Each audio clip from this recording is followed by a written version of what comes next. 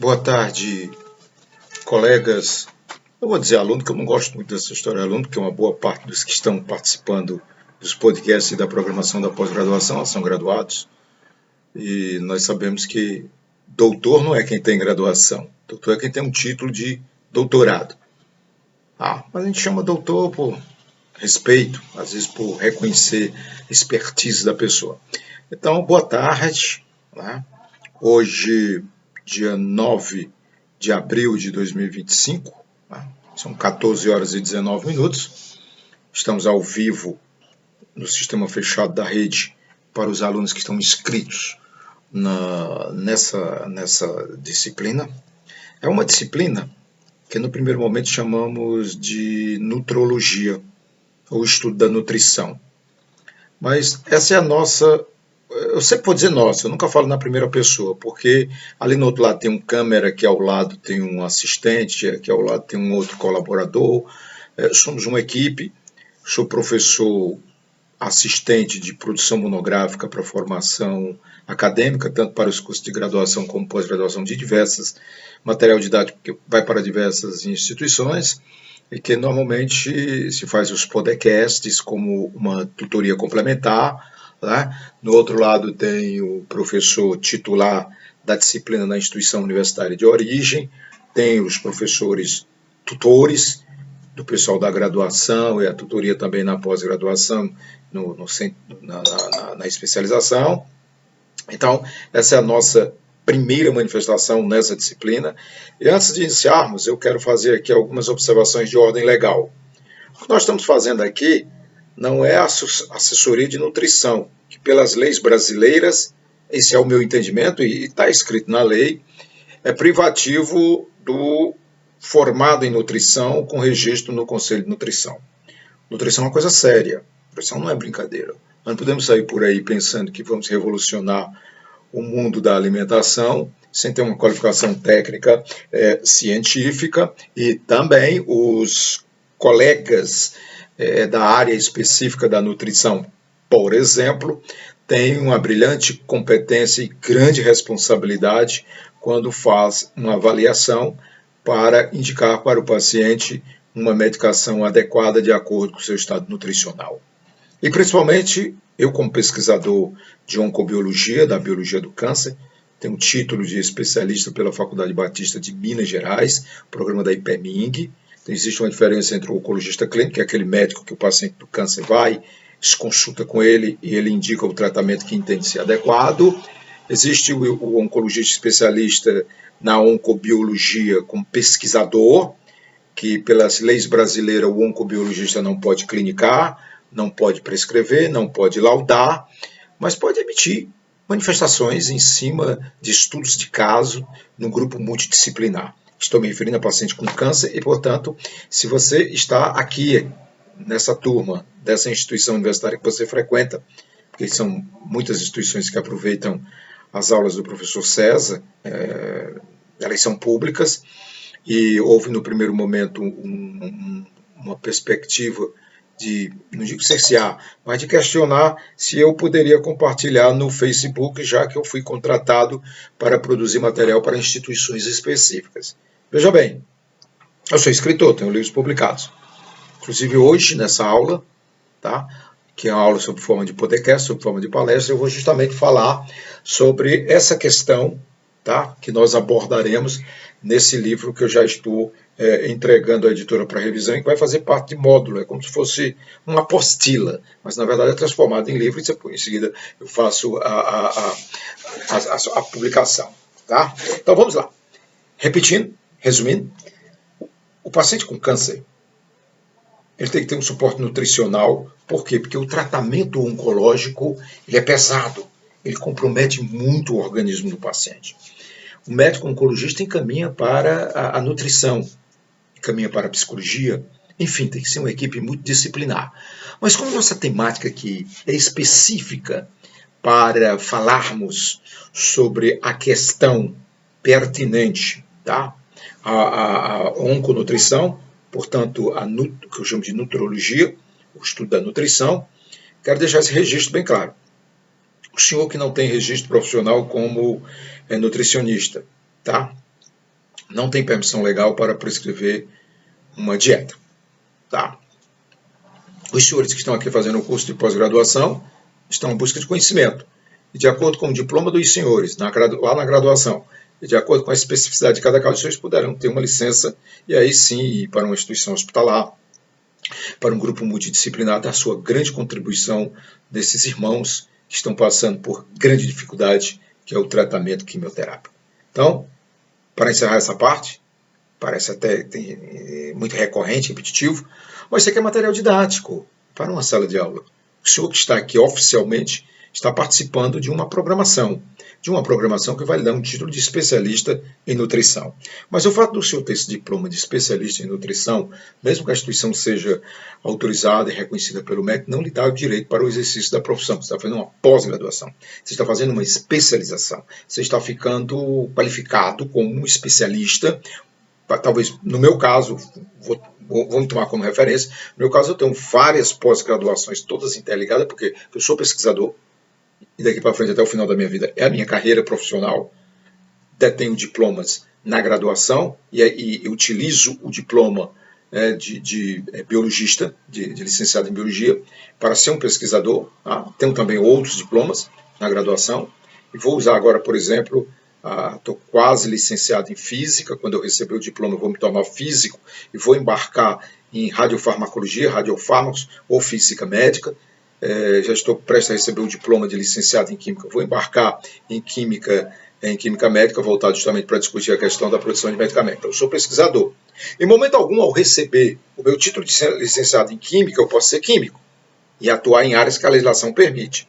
Quando eu receber meu diploma de física, eu posso atuar em física, dependendo das áreas em que eu vou atuar, com a especificidade, porque quando eu receber o diploma, como a instituição é reconhecida, eu vou poder dizer que eu sou físico, vou poder dizer que eu sou químico, ok? Mas com a especialização, por exemplo, os senhores que estão fazendo especialização em nutrição, os senhores não poderão, de posse desse certificado, dizer assim, agora eu vou trabalhar como nutricionista. Não pode. Teve até um colega aqui, permita essa reserva legal, porque afinal de contas isso aqui pode e vai cair no Facebook, no YouTube, e pessoas com muita cultura e até mesmo o órgão fiscalizador da profissão pode interpretar mal a minha fala. Eu não posso ser leviano e irresponsável e dizer, não, o senhor é graduado em nutrição? Sou. Tudo bem. Seu diploma de curso reconhecido? Tudo bem. Registrou no conselho? Registrei. Então o senhor é nutricionista. Independente de fazer especialização ou não, o senhor é nutricionista. Agora, o cidadão formado em medicina faz esse curso, aí da instituição que você está frequentando. O enfermeiro, extremamente relevante, porque eu estou literalmente internado dentro de um hospital acompanhando um programa de oncologia. Tá? Não sou do hospital, não sou do quadro, nem estou lá para dar parecer ou exercer qualquer atividade. Não, estou lá acompanhando especificamente a paciente. E eu já tinha essa ideia e agora fortaleceu muito mais. A nutrição, o psicólogo, o enfermeiro, o médico, o farmacêutico, assistente social e todo o corpo técnico administrativo é a mola mestre para ajudar esse irmão, repito, serei recorrente nessa expressão, que está passando por essa grande dificuldade. Então, fecho para podermos entrar na apresentação do trabalho que será alvo de estudo nessa disciplina, pelo menos com a minha participação como professor assistente. O seu professor titular poderá redirecionar, de acordo com a didática dele, o momento oportuno de utilizar ou não o material do professor César Augusto Venâncio da Silva. Tanto seja o material da videoaula, que essa é uma videoaula, como também o material acadêmico que nós vamos debater. Ok? Ontem conversei com uma equipe técnica que vai preparar as aulas pertinentes a essa disciplina para apresentar toda a disciplina, todo o conteúdo, repito, para deixar o professor titular e o professor assistente bem à vontade para promover, de acordo com a sua visão e seu plano pedagógico, a administração dessa disciplina. Fechando, só exerça uma profissão se você for habilitado, se você tiver competência técnica científica. E na profissão regulamentada, se tiver o registro profissional. O fato de você fazer um curso universitário, o fato de você estudar em uma universidade autorizada e reconhecida pelo MEC, ter o diploma naquela área, se a profissão for regulamentada, como por exemplo nutrição, serviço social, psicologia, medicina, farmácia, se não tiver o respectivo registro na autarquia profissional, você estará exercendo profissão ilegalmente, você não estará dando nenhuma contribuição. Um aluno, porque ele realmente um aluno mesmo, na graduação, ele disse: professor, eu acho isso um absurdo, eu já me formei na faculdade, aí eu não posso exercer minha profissão, eu sou obrigado a ter esse conselho e dar dinheiro para esses conselhos? Bom, essa última parte eu não entro no mérito, que isso aí não é o momento, nem é conveniente, a disciplina não pede esse momento. Posso dizer ao senhor que o Estado concede ao senhor, depois, ou senhor ou a senhora, depois de devidamente qualificado, uma licença estatal para o exercício dessa profissão. O Estado está dizendo: ele aqui se formou em uma universidade reconhecida, um curso reconhecido, autorizado, reconhecido. O Estado reconhece que seu diploma lhe dá a devida competência para o exercício profissional. Então, o Estado, quando cria a autarquia, ele não está pedindo dinheiro, nem está impondo você pagar nada. O que o Estado está dizendo é o seguinte: esse cidadão, o Estado diz, ele está preparado para atender um outro cidadão. Na nutrição, por exemplo, eu estou me deparando com o caso de uma pessoa que está caminhando para uma desnutrição. Eu conversei com uma nutricionista, e mesmo tendo formação acadêmica, mas não tendo o exercício da profissão, tá? Eu simplesmente entendi que o bom senso recomendou em falar com quem realmente vive daquilo. Porque como pesquisador, como um homem de ciências, eu estudo muito, eu leio muito, tá? Mas há uma diferença entre você ler demais, tá? E talvez não conhecer uma realidade, daquele que está todos os dias com diversos pacientes. Eu vou dar um exemplo. Aqui nós temos o Hospital Geral de Fortaleza. Nessas últimas 200 horas, eu literalmente estou quase morando dentro do hospital. E eu observei uma coisa extraordinária. A dedicação, não estou bajulando ninguém, tá certo? Mas eu não posso ser leviano, eu preciso entender as instâncias. Preciso entender, por exemplo, as críticas pelo sistema da liberação para a hospitalização, o porquê o médico não aceita o paciente, ou o paciente que lá aceita pelo médico para o acompanhamento, ele tem toda uma estrutura. Então eu quero abordar o aspecto humano que eu observei. Tá? Observei também alguns momentos delicados de pessoas à busca de resguardar a integridade do seu familiar, e o seu familiar não poder ser atendido naquela instituição, porque aquela instituição entendeu que ela não está tecnicamente preparada com suporte para atender, mandou para outro local, mas a pessoa queria porque queria permanecer lá. Então tudo isso tem que ser avaliado. Então quando eu falo aqui, eu tento ter uma postura ética. No passado eu já me comportei de forma crítica, diferente, achando que tudo se resolveria, vamos assim dizer, no é meu direito e acabou-se. Mas todo direito ele é importante, mas também toda realidade tem que ser contextualizada, porque muitas vezes tem direitos que não cabem em determinada realidade. Tá? Bom, onde é que eu quero chegar com isso? Na questão da nutrição. Eu observei, lá eu não cheguei me identificando para ninguém, as pessoas não sabem nem quem eu sou. Vou passando, não sabe se eu sou um paciente, se eu sou um servidor da casa, enfim, sou apenas um ser humano que está dentro do hospital.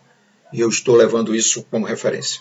Em momento algum falei até que era jornalista, Registro Profissional 2881, DRT Ceará, porque poderia assustar as pessoas, poderia comprometer o meu trabalho, do tipo, eu não estou fazendo trabalho investigativo não, tá? Eu estou como pesquisador, observando para escrever, tá? E estou lá, não é nem credenciado pela gestão, eu estou lá acompanhando a paciente.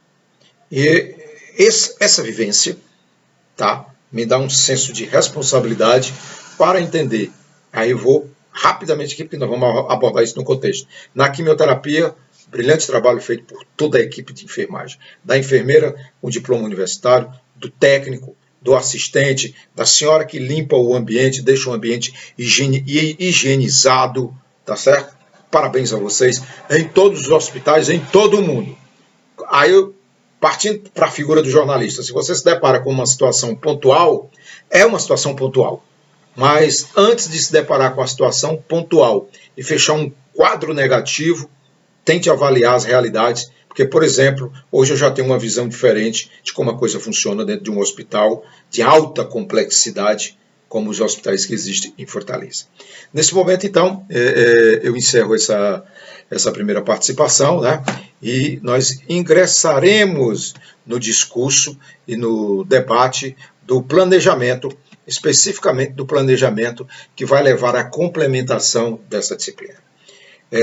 Já entreguei à editora, tá certo?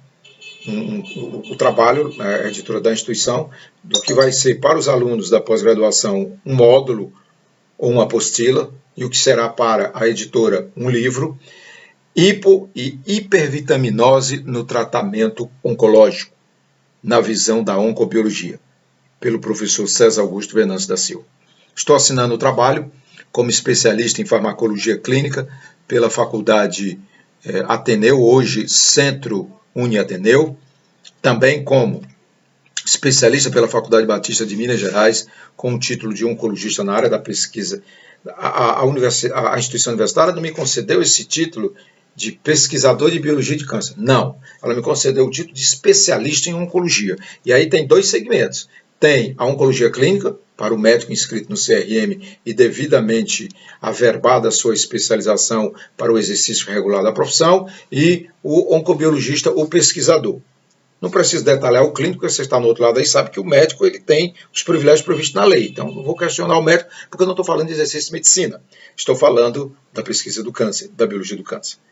Certo? Sou biologista, sou licenciado pelo Centro Universitário Uniateneu, na licenciatura em Biologia.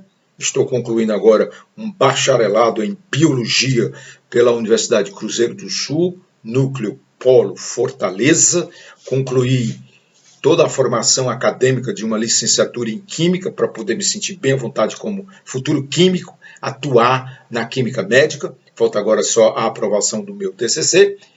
Concluí o curso de licenciatura em Física, logo mais serei físico, ambos os cursos, Química e Física, pelo Centro Universitário Uniateneu, pelo Centro Universitário Favene, ok?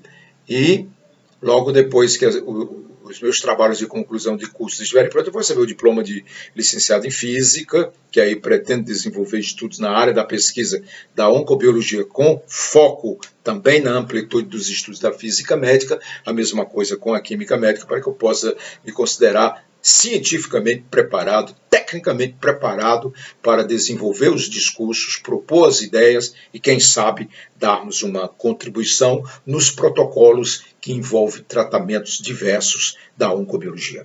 O exercício de pesquisador é diferente do exercício da medicina, tá? Existe uma regulação diferenciada que será discutido num outro momento, lá em outra disciplina, porque eu sou professor, tá? Tenho uma carga horária a cumprir em diversas disciplinas. Considerando, como eu falei, assino esse trabalho como oncobiologista, portanto, com o título de oncologia pela Faculdade Batista de Minas Gerais, programa do IPEMIG, também como especialista em hematologia na programação da Faculdade Máximo. Todos esses cursos são autorizados e reconhecidos pelo Ministério da Educação, o que me ofere o privilégio legal de dizer: eu tenho um título. Agora, para cada atividade, por exemplo, eu não posso exercer na área médica oncologia clínica, não tenho licença para isso.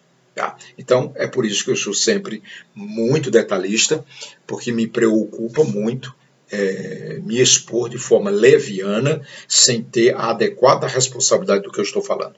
Participo de 43 grupos de oncologia, tá? Todos eles eu observo a angústia das pessoas que estão passando por esses momentos. Muitas vezes, muitos deles me enviam solicitações de consulta, eu respondo: eu não posso fornecer consulta, eu não posso fornecer laudo. Então, instituímos uma disciplina chamada estudo de casos, para que, do ponto de vista acadêmico, a gente possa receber uma manifestação e dessa manifestação a gente possa escrever um estudo de caso. Esse estudo de caso vai ter validade jurídica? Não estou falando de validade jurídica, estou estudando de conteúdo, eu estou falando de conteúdo de conhecimento. Porque se você é especialista, ou você sabe o que está escrevendo, ou não escreva. Quanto à questão jurídica, é outra história. Por exemplo, se um médico vai concordar ou não, isso é com ele. Se ele vai subscrever para fim da Previdência Social, só a manifestação dele é que vale. O parecer, o estudo de caso, pode sugerir a um perito federal na área do INSS, por exemplo, aquele laudo, o laudo do médico, a manifestação do médico, mas eu entendo o que vai prevalecer do ponto de vista legal é o parecer do médico. A mesma coisa lá nos BCPs da vida, a participação do laudo do psicólogo, o psicólogo pode dar laudo, a profissão regulamentada, ele é inscrito no conselho, a mesma coisa da nutricionista, a mesma coisa do psicólogo, a mesma coisa do farmacêutico, a mesma coisa do assistente social. Então, esse Nosso momento hoje é para abordar. Eu tenho livros, eu tenho vários livros que estão em publicações, já foram publicados, desculpa, e outros que estão na análise final para publicação, que envolve essa questão da alimentação do paciente oncológico. Porque você, por mais que você seja bem assistido, por mais brilhante em termos intelectuais que seja um médico que lhe acompanha, haverá determinados momentos da impossibilidade dele te acompanhar plenamente. E outra coisa que eu venho observando, isso é uma experiência pessoal, é que por mais dinâmica que a tentativa de atuação desses médicos ocorra, muitas vezes ele tem dificuldade da acessibilidade do seu protocolo. E isso termina dando ao médico não uma certeza absoluta e um conjunto de interrogações. E vou intervir aqui ou não? Vou fazer isso ou não? Porque o médico tem a responsabilidade, primeiro como ser humano, para cuidar da vida. E depois ele tem a responsabilidade como médico.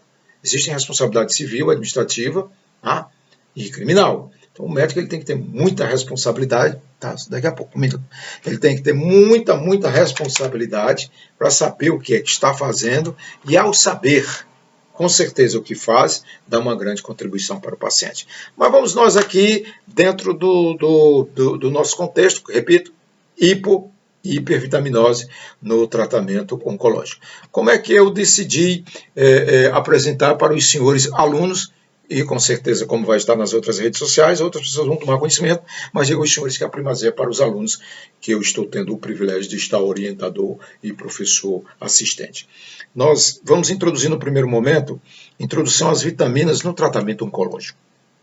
Nesse momento, abordaremos a importância das vitaminas na manutenção da saúde e no suporte ao tratamento oncológico. Vamos discutir as diferentes classes de vitaminas, suas funções no organismo e o papel que desempenha na prevenção e no tratamento do câncer. Eu tenho observado, e aqui não é uma crítica, é um comentário, que, não sei, não posso entrar no médico, eu não conheço o médico. Quando o médico termina se colocando numa situação de conduta, depende da personalidade do indivíduo. A abordagem. Eu observo que a abordagem de alguns médicos oncologistas não é que deixa a desejar, é assustadora. Talvez ele não tenha noção do que é psicologia, vamos assim dizer, que me perdoe o psicólogo se eu não estiver corretamente dentro da visão dos senhores, mas é a minha visão do ponto de vista da psicanálise. Não consegue entender que do outro lado tem um ser humano que ao receber um diagnóstico assim, curto e grosso, você está com câncer, não tem mais jeito. Você já matou o paciente. E dependendo da capacidade do paciente, você tira todas as expectativas. Eu venho observando muito isso. Não posso, não vou, por questões éticas, porque eu estou escrevendo trabalhos acadêmicos, mas eu já acompanhei, já aconteceu de eu acompanhar um debate, eu estar presente e observar esse comportamento e ficar assim, mais assustado do que o paciente. E eu observei que o paciente terminou dando uma lição de moral quando ele se virou e disse, abre aspas, doutor, tudo bem, posso estar sendo desenganado pelo senhor, mas eu tenho o Deus e eu vou continuar meu tratamento. Bom dia, vou embora. Achei aquilo interessante e eu venho refletindo muito sobre isso, tanto é que já está na pauta a programação lá para a psicopatologia, uma atividade envolvendo a psicanálise e os aspectos do laudo que diz que o paciente está com câncer. No segundo momento, na hipo e na hipervitaminose, nós vamos abordar conceitos, né, e também definições. Nós vamos definir os conceitos de hipovitaminose e hipervitaminose, explicar suas causas e consequências. Vamos tentar explorar as diferentes vitaminas envolvidas nessas condições e sua relevância para pacientes oncológicos. Tem um trabalho que eu vou apresentar posteriormente para o professor da disciplina, para ver se ele vai concordar ou não, que é abordar os aspectos da cobalamina, na vitamina B12, por exemplo, nos pacientes oncológicos, principalmente nas perspectivas das anemias ferroprívias, que está me chamando a atenção. Eu recebi aqui dezenas de laudos, não para emitir parecer, eu já falei isso lá no começo, mas para incluir no estudo de caso, na disciplina estudo de caso, estou fazendo um livro. E uma coisa que eu observei, e aí não posso dizer que a culpa é do médico, não estou dizendo isso, é que alguém não está observando corretamente alguns detalhes durante a quimioterapia. Também eu observei como é o dia a dia de um médico oncologista em um hospital público. Não é brincadeira. É estressante. além de estar ali com a responsabilidade de influir positivamente no tratamento, eu acredito que como ser humano tem um impacto muito grande. Então não quero ser leviano, irresponsável e comprometer a minha imagem acadêmica levianamente, dizendo, não, está acontecendo isso que o médico não presta atenção. Nós temos que ter uma equipe multidisciplinar, eu sempre tenho dito aqui. Essa equipe multidisciplinar, a presença do oncobiologista, ele é importante, porque o oncobiologista, como ele não promove clínica, ele não está ali para cuidar do tratamento e da saúde do paciente, no sentido do exercício da clínica, ele tem mais liberdade, mais visão dinâmica, sem tirar o mérito da competência do oncologista clínico, ok? Estou falando da operacionalidade. Não, eu vou fazer esse trabalho aqui, você faz isso, ok? Então o médico faz sua parte, de cuidar do paciente para a perspectiva de aplicar a correta medicação para resguardar o interesse do paciente, e aí, por consequência, de forma adjunta, o oncobiologia parte para essa parte. Então, por exemplo, é como eu falei, a questão das anemias ferropriva. Decidi escrever um artigo exclusivamente sobre isso, no sentido de estudo de casos, porque mais de 70% dos casos que eu recebi aqui para estudo de casos como pesquisador, tá? Sem nenhuma pretensão de laudo ou de parecer, porque a lei não permite que eu faça isso, mas a lei não me proíbe de fazer o estudo de casos, mesmo que o estudo de casos tem princípio da Lei Geral de Proteção de Dados. Então já começa por aí. E o estudo de casos não é para o paciente dizer, eu recebi um laudo. Não. O paciente não será nem sequer identificado, mas o acadêmico, o cidadão que está aí na pós-graduação, ele vai estar preparado para dizer, opa, tem um paciente ali do médico X, eu estou aqui na equipe de forma multidisciplinar, eu estou observando aqui, vou interpretar o hemograma. Ah, mas quem interpreta o hemograma é o hematologista clínico, isso se ele estiver exercendo medicina clínica. Como pesquisador, você pode estudar sim, que a Constituição brasileira permite. Tá? Não confundir proibições abstratas com proibições objetivas. Profissões, conceitos abstratos. Não pode, mas por que não pode? Objetiva. Está exercendo a profissão? Sim. Tem registro profissional? Não, então não pode. É crime por exercício legal da profissão. Ponto final. Mas voltando para a questão da anemia ferropriva. Como eu tenho uma especialização em hematologia e tenho demasiado conhecimento na área específica, eu tenho pego aqui os exames e vou analisando, tá?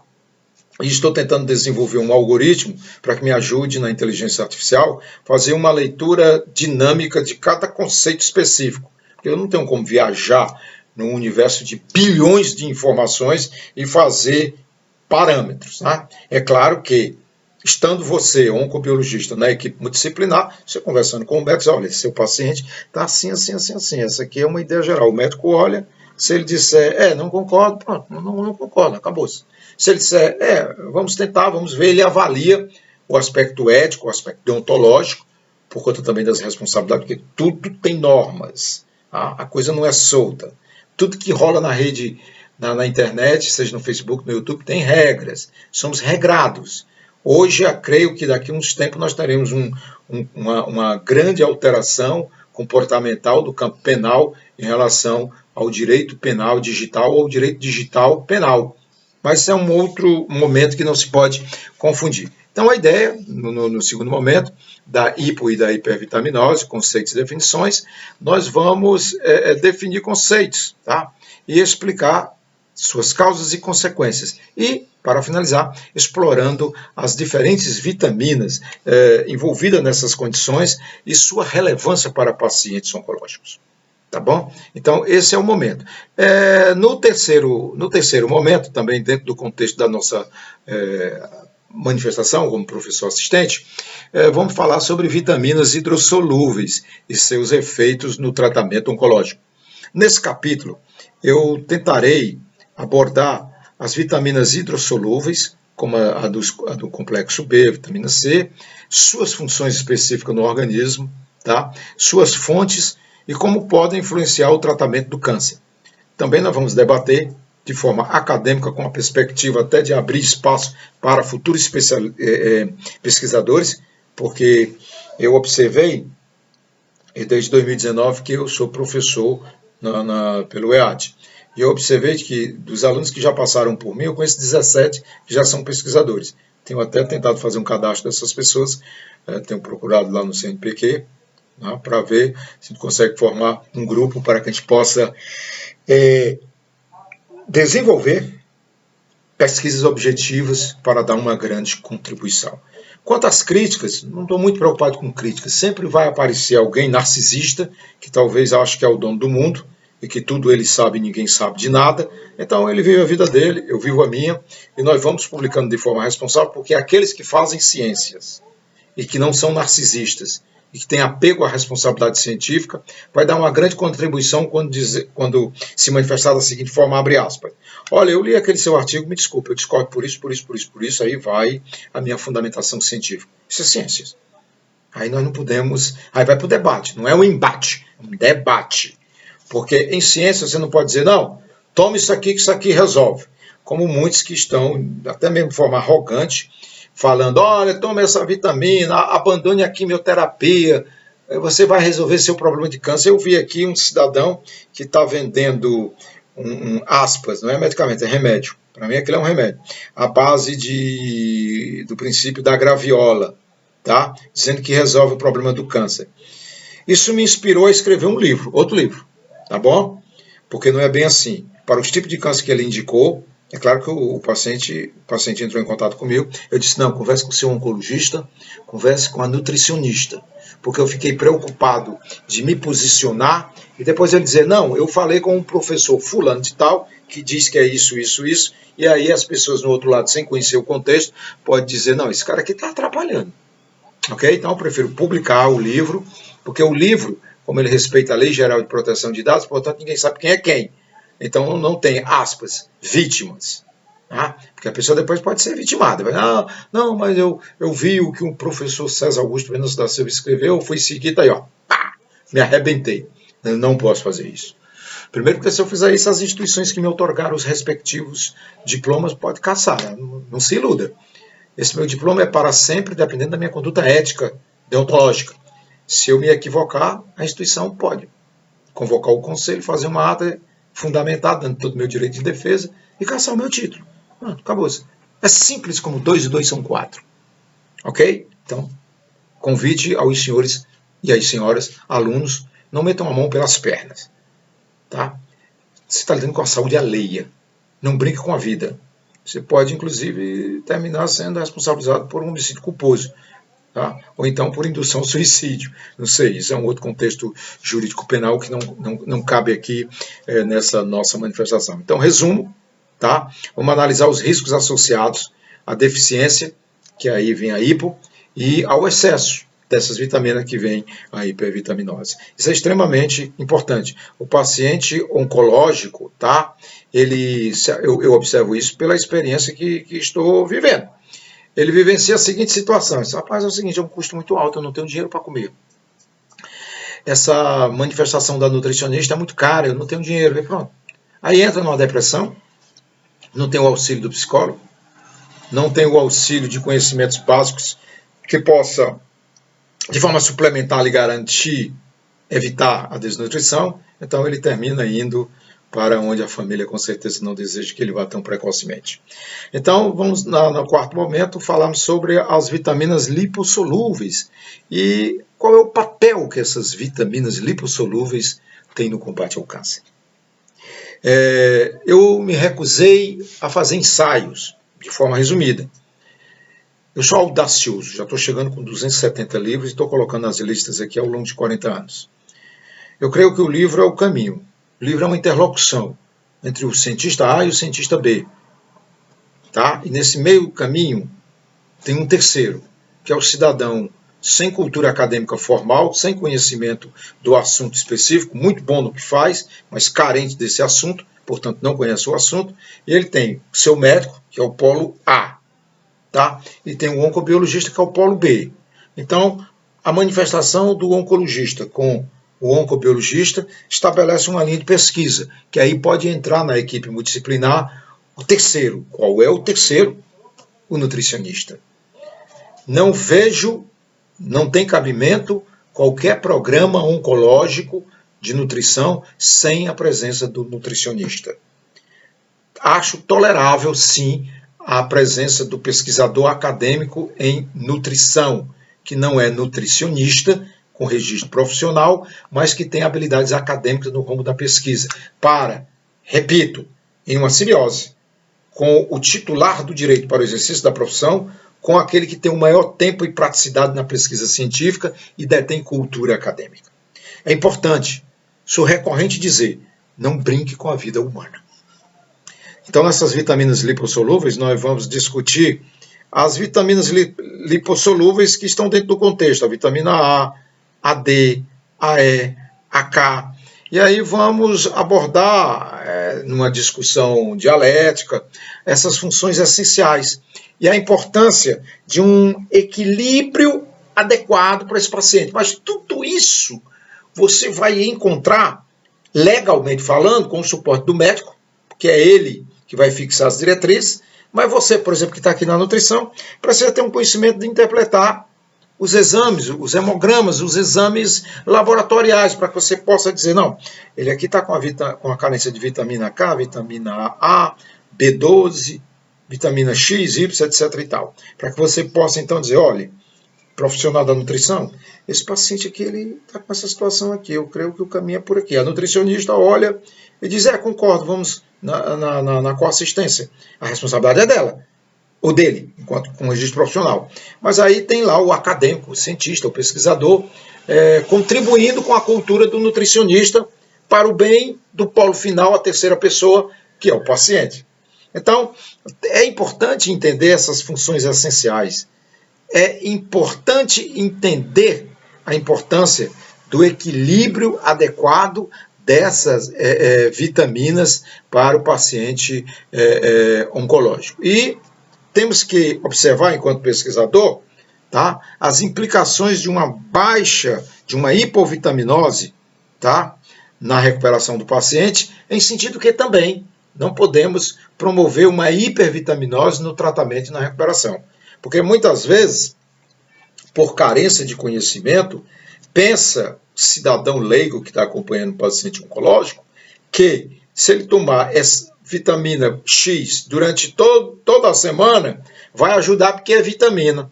Bom, corre o risco de uma hipervitaminose por conta daquela vitamina específica e um risco de hipovitaminose pela negligência ao equilíbrio bioquímico das vitaminas pré-estabelecida dentro desse complexo, ok?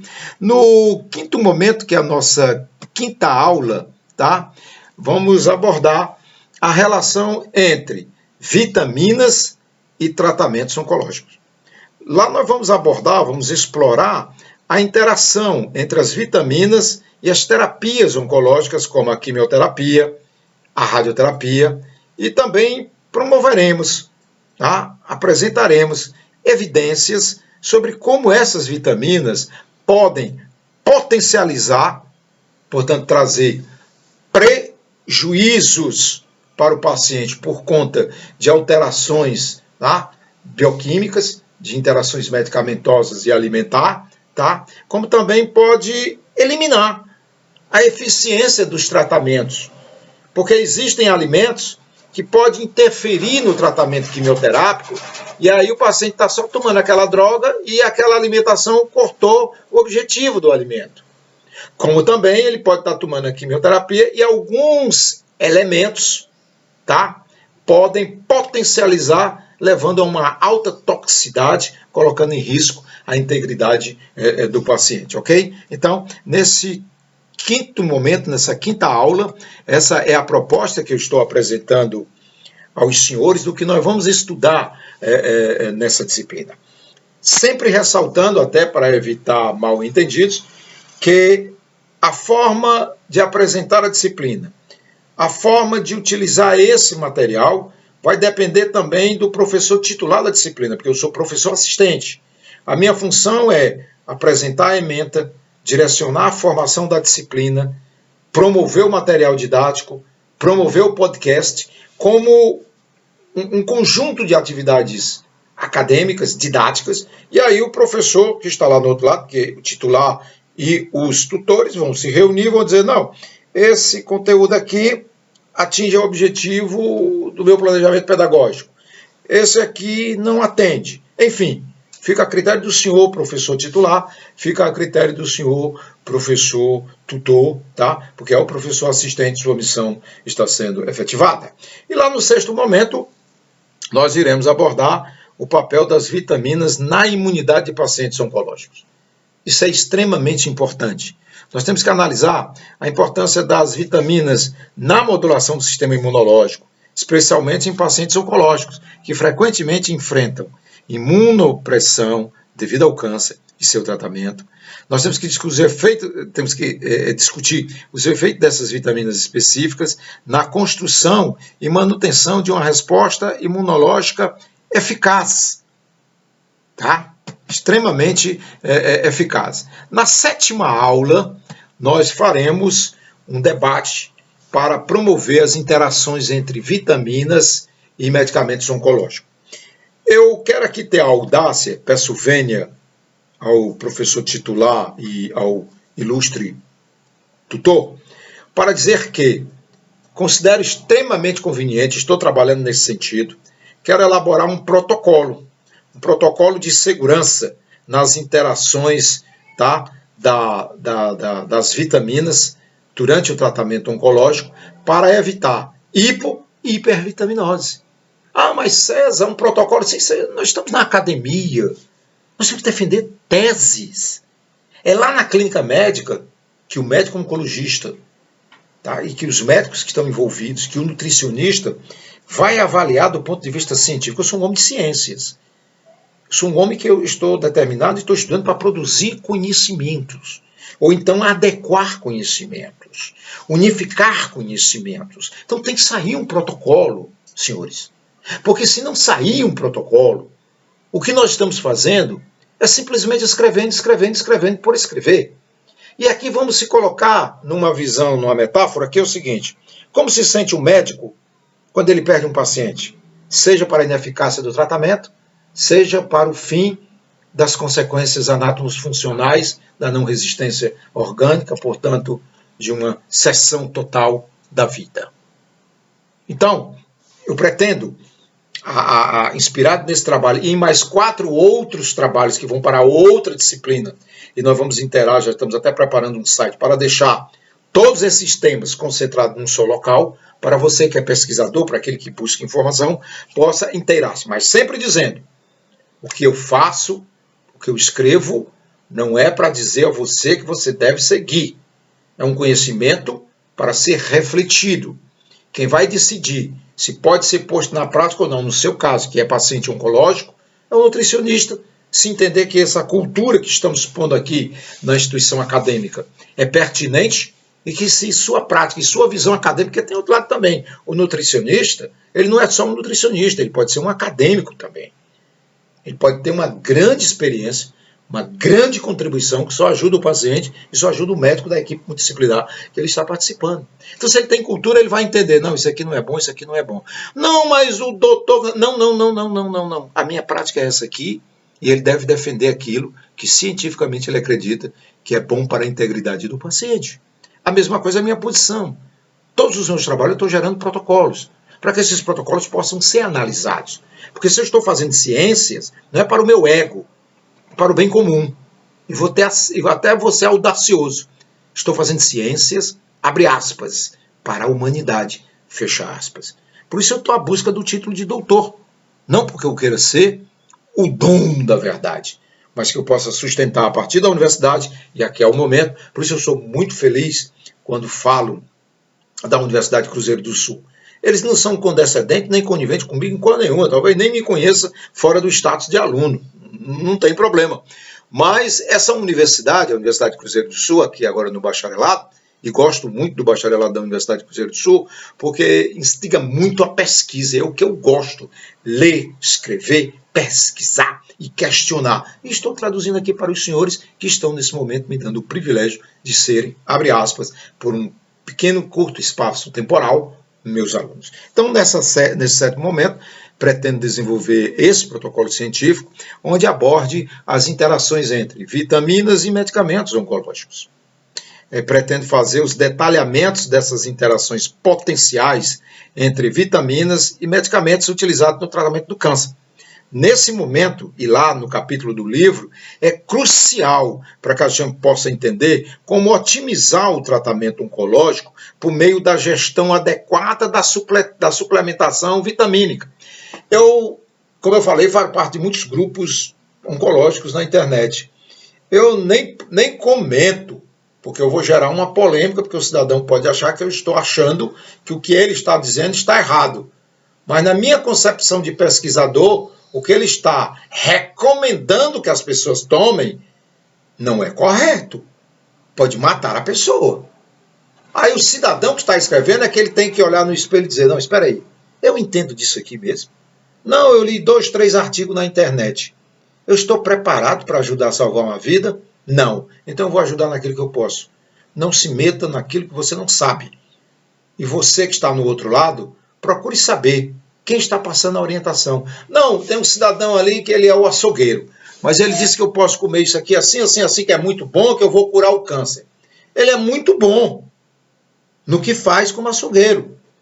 Mas talvez, em farmacologia, em particular, em farmacocinética e farmacodinâmica, ele não sabe nem o que é isso. E aí você embarca e talvez quem perca a vida é você. Então, paciente oncológico, atento. Atenção, isso não é brincadeira. Por último, é um assunto que, do ponto de vista legal, do ponto de vista formal, é responsabilidade do nutricionista. Mas você pode instituir protocolos. Porque se seu protocolo, ou o nosso protocolo, ou o protocolo que eu estou propondo, ele for adequado e conveniente para o interesse da saúde pública, o profissional da nutrição, do ponto de vista ético, do ponto de vista de responsabilidade, ele vai dizer, não, eu concordo com esse protocolo aqui, porque baseado no que eu estudei, baseado no que eu sei, baseado no que eu faço, baseado na minha cultura, o caminho para o bem-estar do paciente oncológico é esse aqui. Então, nós vamos provocar a avaliação do estado nutricional de pacientes oncológicos a partir de estudos de casos. Repito para quem me pegou na metade do caminho, tá? Que como essa aula está sendo ao vivo, depois é que ela vai ficar nas redes sociais, o que é que eu estou dizendo? Ponto número 1. Só pode fazer avaliação nutricional quem é nutricionista. O oncobiologista pode sugerir, de acordo com sua competência e sua pesquisa, as diretrizes de protocolo para uma avaliação. O senhor que está estudando, ou a senhora que está, ambos que estão na sala de aula, estão estudando essa questão da nutrição, vocês podem fazer a avaliação do estado nutricional de pacientes oncológicos naqueles estudos de casos apresentados a partir de uma interpretação dos exames laboratoriais, para que você possa, a partir daí, então, fazer uma avaliação. Eu aqui não vou entrar no mérito se o nutricionista deve só fazer olhando e ouvindo o paciente, porque assim eu vou estar invadindo em um debate privativo de quem é profissional da nutrição. Deixe isso aí para quem é nutricionista, reunido com outros pares na mesma situação. Porque senão entendo que eu vou ser inconveniente e perder o sentido da minha função de professor. Porque eu não gosto, como professor, instigar as pessoas a pensar do meu jeito. Eu gosto de promover o debate para deixar você refletir. Mas refletir a partir da sua cultura, a partir da sua formação. E dou os dados referenciais para você, como um homem culto, como uma mulher culta, dizer, não, discordo disso aqui por isso. Porque se de repente você começa a debater e a discutir aquilo que você não conhece, eu não vou tomar seu tempo, nem vou perder o meu, porque nós dois não vamos aprender absolutamente nada. Eu vou falar uma coisa, você não vai entender, você está falando outra coisa, eu não vou querer aceitar, por entender, de acordo com a minha cultura, que isso que você está apresentando está fora dos padrões, vamos assim dizer, não de legalidade, porque você é nutricionista. Então, legalmente, o seu laudo, como nutricionista, se tiver que ser questionado, é por outro nutricionista do seu mesmo status jurídico, de profissional registrado. Mas como pesquisador, como cientista, é nossa função, como pesquisador, como homem de laboratório, tá? Apresentar as teses. E é isso que nós vamos fazer no curso dessa disciplina, que aqui está nascendo um livro. Que é isso que eu estou falando para os senhores aqui, apesar de serem 18 alunos, mas são 18 mentes altamente preparadas, porque eu conheço aqui a formação de cada um dos senhores, só não tem médico no grupo. Mas na área de saúde tem vários profissionais, principalmente essa categoria brilhante, suporte institucional de grande peso, que é o pessoal da enfermagem, sem desprezar as outras áreas. Mas aquele que está ali segurando a ponta e seguindo as instruções do médico para o bem-estar do ponto de vista farmacológico do paciente é o enfermeiro. Então, repito, sou recorrente, parabéns pela existência de vocês e parabéns para aqueles que, tendo curso superior, são enfermeiros que têm competência, têm cultura, eu me orgulho de chamar doutor. Aí tem um colega que questiona, mas você escreveu um livro lá na disciplina de Meteorologia Legal, de Meteorologia Científica, questionando o título de doutor do enfermeiro. Não, não questionei nada não. Não questionei não. Apenas falei do ponto de vista legal, né? Porque, por exemplo, hoje, eu posso me apresentar como doutor César? Não posso, eu não tenho esse título.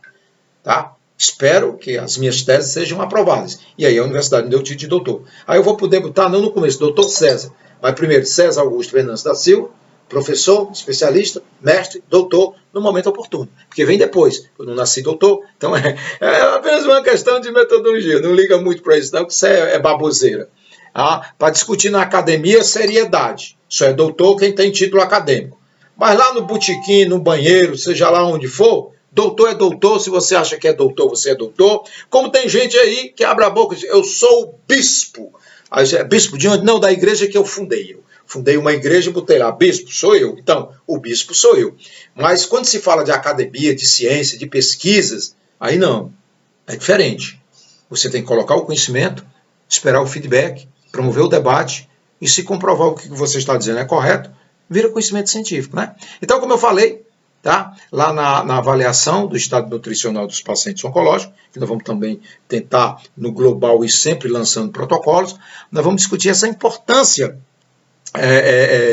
da avaliação do estado nutricional em pacientes com câncer. Vamos incluir as análises dos níveis de vitamina, suas implicações para o tratamento, a qualidade de vida, estratégia para a triagem nutricional e as intervenções que devem ser abordadas dentro do hospital pela nutricionista. Na academia, em estudo de casos, pelo intelectual, pelo pesquisador, pelo escritor, que vai formulando a partir do que é vivido lá. Por exemplo, essa temporada que eu estou passando dentro de um hospital oncológico, tá?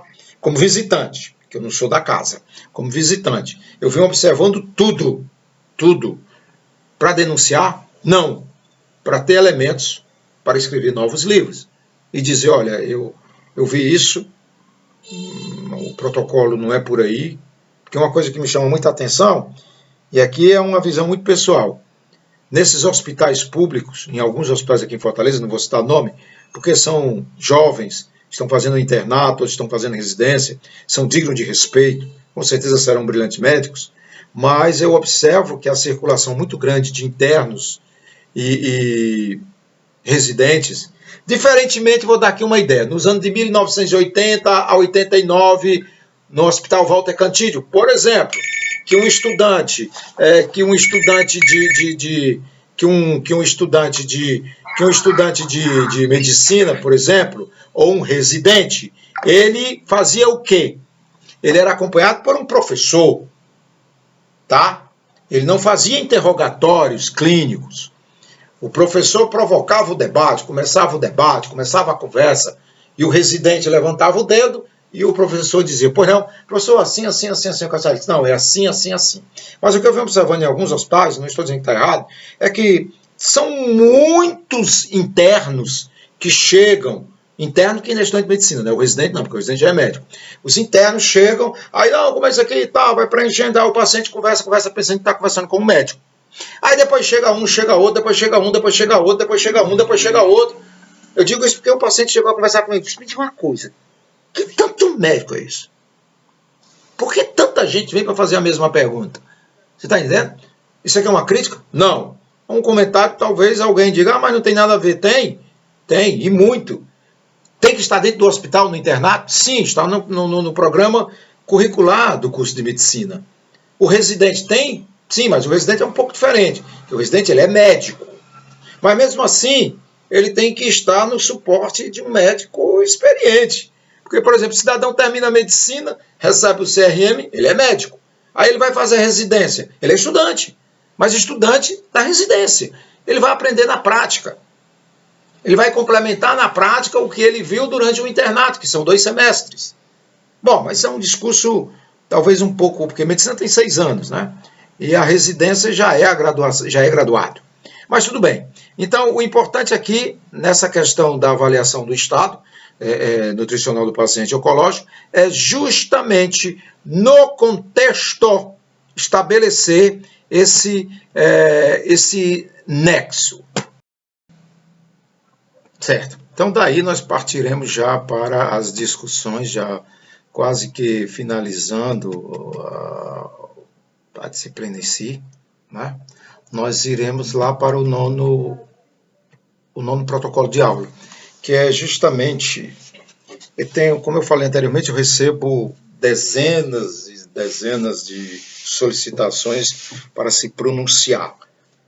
Então eu busquei um mecanismo legal para evitar problemas. Qual é o mecanismo legal de estudo de caso? Porque, repito, no estudo de caso nós temos a Lei Geral de Proteção de Dados, portanto você não sabe quem é o paciente, se não conhece a origem do paciente, você tem um caso concreto. E aí você vai cientificamente debater. Então, é o que eu chamo de estudo de caso. Você tem que ter uma disciplina, que logo mais nós estaremos conversando abertamente sobre essa disciplina, que é uma disciplina denominada Estudo de Caso, que é um livro que já está na fase já da revisão, né? Então, nessa questão da suplementação de vitaminas em pacientes em tratamento oncológico, eu recebo informações aqui que eu não posso dizer que é um absurdo. Para mim, nada é absurdo, tá? Porque aquilo que eu não consigo entender, eu vou pesquisar para ter uma visão consciente. Eu não vou abrir a boca, não, isso aqui está errado. O certo é o que eu penso. Não, eu acho que eu evoluí, a idade cronológica me permite a entender que eu tenho que respeitar a minha ignorância e tenho que respeitar a sabedoria dos demais. Então eu vou estudar para aprender. Então lá na questão da suplementação de vitaminas em pacientes, tem pessoas que fazem perguntas lá nas redes sociais. Olha, eu tenho câncer, estou tomando esse suplemento, qual é a sua opinião? Aí eu digo, procure um nutricionista. Poxa, mas tudo eu tenho que procurar um nutricionista? Oxe, claro, né? Já imaginou? Eu dou uma orientação dessa aqui, sem ter autorização legal para isso, aí vão me acusar de exercício ilegal da profissão de nutrição. Ninguém pode me acusar de exercício ilegal do debate científico, porque eu tenho diplomas. Tenho diploma de especialista, tenho diploma de graduação, sou pesquisador, eu posso pesquisar. Desde que eu não comprometa a segurança das pessoas. Do tipo, não abandone seu tratamento, como eu escuto aqui. Agora aquilo ali é absurdo. Você está tomando, esqueça. Acabe com isso. Não sou eu que estou dizendo, eu estou aqui fazendo um sarcasmo. O cidadão disse, eu sou fulano de tal, de Minas Gerais, ele disse que era médico, CRM e tal, e disse, essa história de mamografia e tal, isso só vai aumentar o câncer, acabe com isso. Acabe. Eu criei, ele diz na primeira pessoa, eu criei um protocolo que vai resolver seu problema. Caramba, para o cidadão que é médico, eu fico questionando como foi a formação científica dele. Correto? Porque eu tenho várias especializações em várias áreas do conhecimento, eu não tenho audácia de dizer que sei de alguma coisa. Tanto é que eu estou buscando mais e mais informações. Por exemplo, mortes por quimioterapia não é frequente, não é verdade. O cidadão publicou aqui e disse que as estatísticas dizem que a maioria dos pacientes, quase percentual X, que eu não vou repetir porque eu não concordo, ele diz que esse percentual do paciente que faz quimioterapia morre. Portanto, as pessoas teriam que pensar antes de autorizar. Isso é absurdo. Converse com o seu médico, converse com o psicólogo. Não digo nem que converse com o advogado, porque o advogado entende da lei, talvez ele entenda do Estatuto do Câncer. Mas você tem que conversar com o psicólogo. Psicólogo, eu estou pensando isso, o psicólogo vai conversar com você vai se encontrar com você mesmo. Tá? Converse com o seu oncologista. Se está achando que não está legal, se o oncologista mandou para o nutricionista, converse com o nutricionista. Isso é uma triangulação importante. O oncologista, o centro da referência e das atenções do ponto de vista técnico, clínico, tá? Nutrição, suporte, psicólogo, suporte.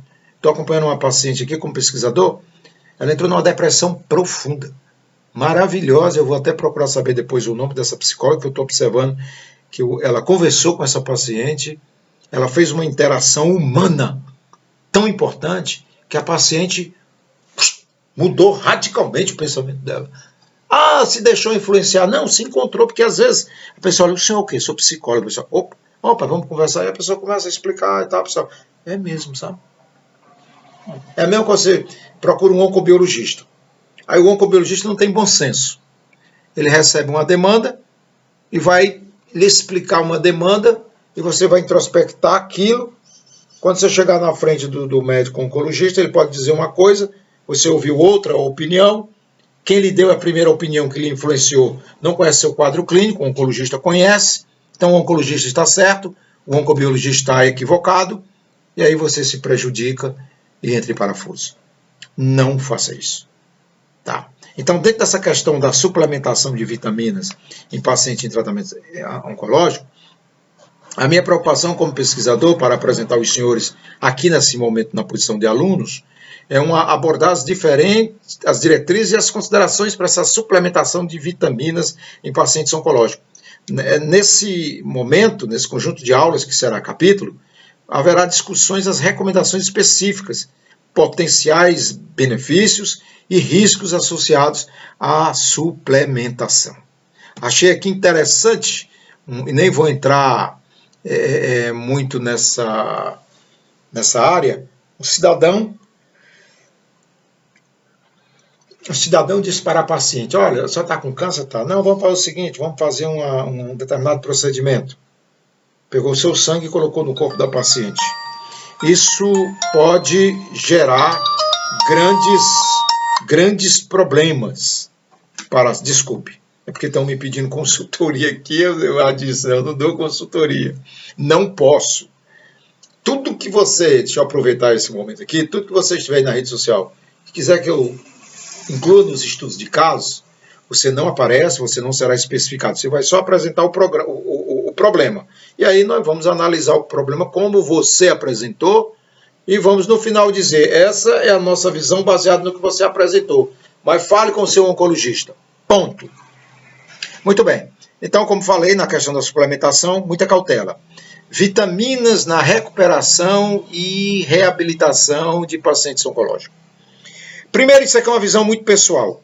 Antes de começar qualquer tratamento, abordagem ou protocolo na área de vitaminas, esteja psicologicamente bem.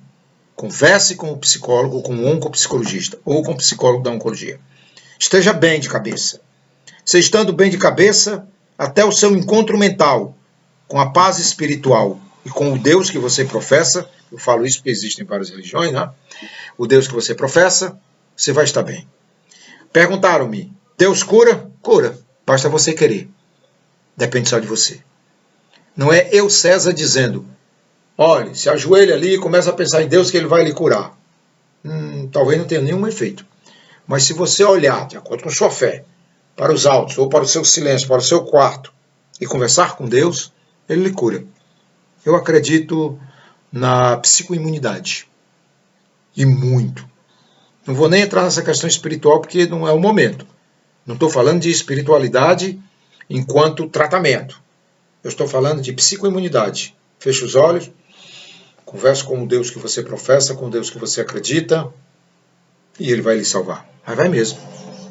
E complemente o tratamento passado pelo oncologista, a orientação da nutricionista, e em relação às vitaminas, na recuperação e reabilitação desses pacientes, o culto nutricionista ou os pesquisadores da oncobiologia devem, no meu entendimento, instituir protocolos, onde haverá vamos assim dizer, uma análise minuciosa do papel das vitaminas na recuperação após o tratamento oncológico.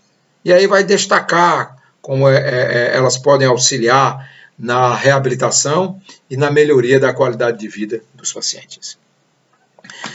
A questão recorrente nos meus estudos, tá?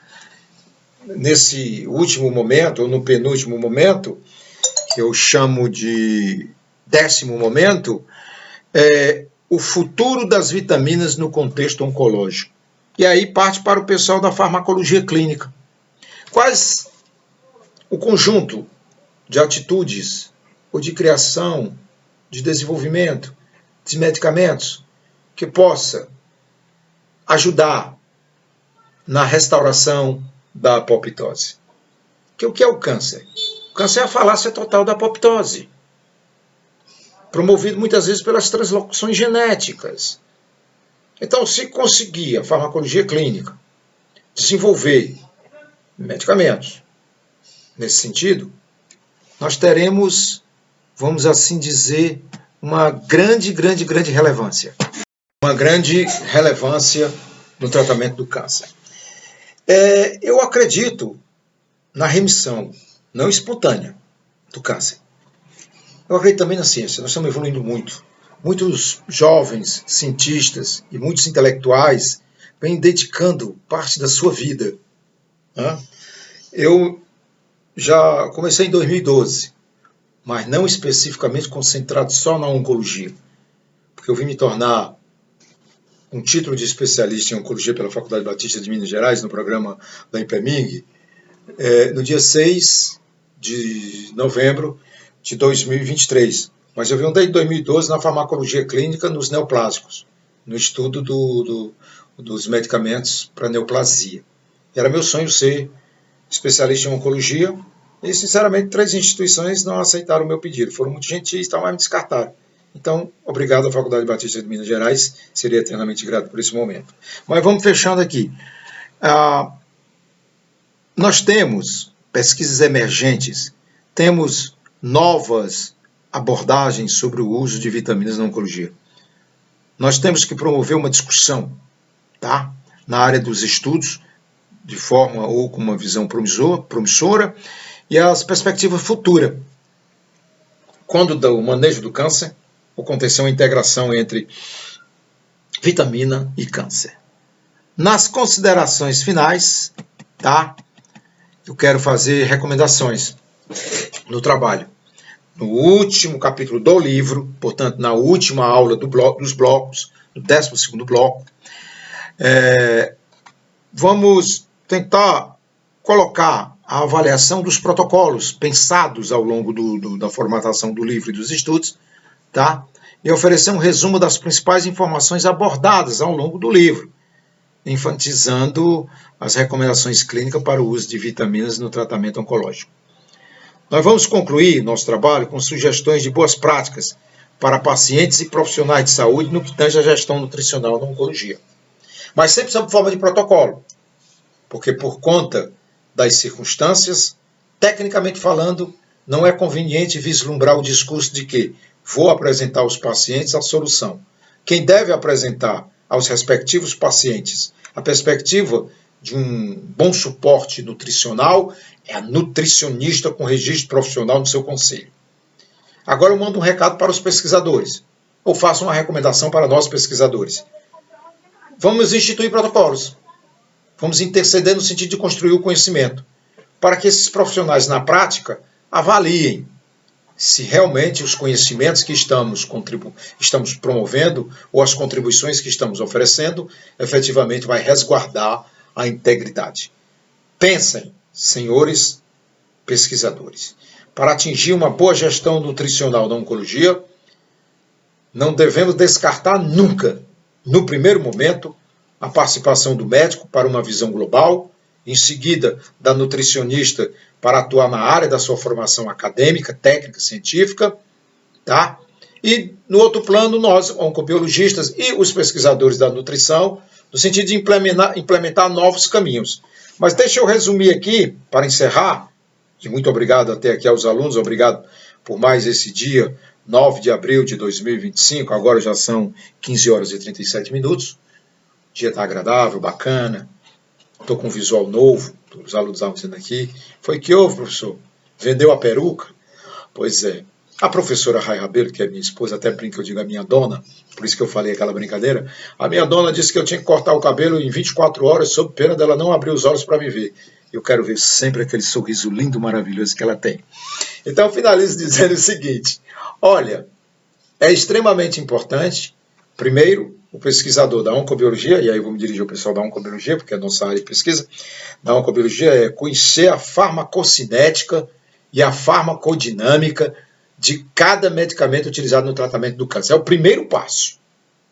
Porque aí nós vamos entender o princípio ativo, os componentes, e aí também vamos entender os efeitos adversos desses medicamentos, e aí também vamos compreender a desestabilização molecular para que possamos ter, a partir do conhecimento dos aspectos moleculares das vitaminas, estabelecer que elas vão ser um parâmetro antioxidante, dando, portanto, uma grande contribuição.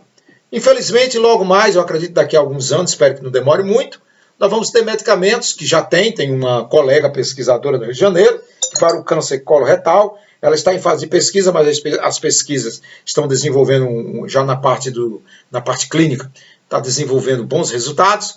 Ela criou um míssil anticâncer para o fígado. Quer dizer, o cidadão toma o medicamento, ele vai direto, não tem quebra tudo que é de barreira, procura onde é que está o câncer, está aquele, pum, e mata só as células. Opa! Ainda é uma pesquisa? Sim. Já está sendo utilizado no mundo da oncologia? Não. Se tornar medicamento vai ser viável? Não sei. Porque foi outro ponto que nós vamos discutir em uma outra disciplina, que também gerou um outro trabalho que está na revisão estrutural do livro, é o papel da indústria farmacêutica na preservação da integridade física e moral do paciente oncológico. Física é a resultância do tratamento, se é bom ou não. Moral é se um medicamento que custa 5 milhões de reais, que existe sim, vou publicar para vocês, não é fake news, se um paciente que mora numa comunidade hipossuficiente, que ganha um salário mínimo, aí faço minha fala de uma colega. Tem que entregar a Deus? Não. Tem que entregar aos políticos e à justiça. Porque quando a gente fala entregar a Deus é porque vai morrer. Vamos lutar. Se aquela pessoa que está com câncer está sem condições de lutar fisicamente, mas a sua dor me gera uma empatia.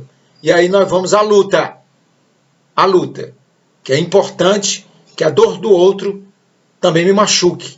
Para que eu possa ter a sensação de estar forte nessa, aspas, guerrilha de interesses de poder econômico. Fecha aspas, porque depois que a pesquisa do cientista se torna real e entra na bolsa de valores, o cidadão pobre, que é hipossuficiente, ele tem só a esperança e nada mais do que a esperança. Meus caríssimos amigos, colegas da oncobiologia, colegas da farmacologia, colegas da biofísica, da biologia molecular, os amigos que eu tive o prazer, mesmo de forma virtual, de estudar biologia molecular na Faculdade Máximo, que eu sou especialista em biologia molecular, tenho um diploma, a turma da biofísica, da Faculdade de Iguaçu, tá, que estamos discutindo, inclusive, os aspectos das radiações não ionizantes na questão do equilíbrio, tá, das emoções, da ansiedade com o paciente com câncer, pesquisa extraordinária, está em andamento, a pesquisa não é minha, eu apenas estou agregando esses valores, e ainda pesquisa, não resta dúvida. Mas se for publicado, eu entendo que eu devo compartilhar para outros pensarem. Não vou desacreditar aquilo que está sendo sonhado, porque você tolir um sonho, quem sabe você não tem a oportunidade de viver a realidade. Por quê? Porque foi justamente, os militares tinham a internet desde o começo da Primeira Guerra Mundial, tá? Isso lá por volta de 1914 para frente. Só lá por volta do ano 2000, hoje nós temos celular. Tempão, né? Quase 70 anos, né? Quase 70 anos. E aí o que é que aconteceu? Hoje o celular é popular. Qualquer cidadão hipossuficiente pode ter um celular. Então por que não acreditar? Não, mas daqui a 70 anos eu vou estar morto. Quem sabe você reencarnou? E se não existe reencarnação, os que estão vivendo serão contemplados pelos pensamentos daqueles que já morreram, mas estudaram no passado. Um abraço a todos, muito obrigado. Quero aqui agradecer a doutora, vou chamar a doutora porque ela é doutora, a doutora Adriana Pedrosa, diretora da Escola Michelson Nobre da Silva, na comunidade de Fortaleza, no bairro Bom Jardim, uma excelente profissional, fui professor nessa instituição e agora conto muito com ela para duas pesquisas, uma na área da química e outra na física, que é o Laboratório Virtual de Química e o Laboratório Virtual de Física. E aí nós já estou trabalhando aqui uma ideia do Laboratório Virtual de Produção de Medicamentos para efeito puramente didático, não é para você que está aí em casa e fazer medicamento, não. É para alguns alunos do EAD, que conversando comigo informalmente disse, ei, eu vi o projeto da Física e da Química e da Biologia. Já pensou em fazer um para Farmacologia? Gostei da ideia.